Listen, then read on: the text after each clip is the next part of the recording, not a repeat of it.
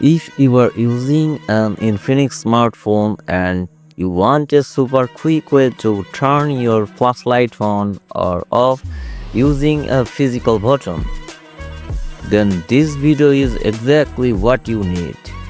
No need to unlock your phone, no need to open the quick panel, just one button press and boom, flashlight on. Assalamu alaikum.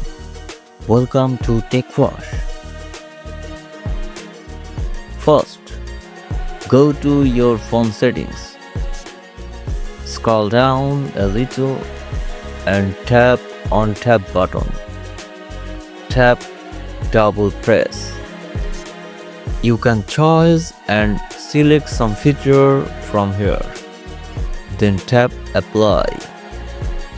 Once enabled, simply double press the power button and your flashlight will instantly turn on. Double press again to turn it off. That's it. Thanks for watching. Support us, be with us.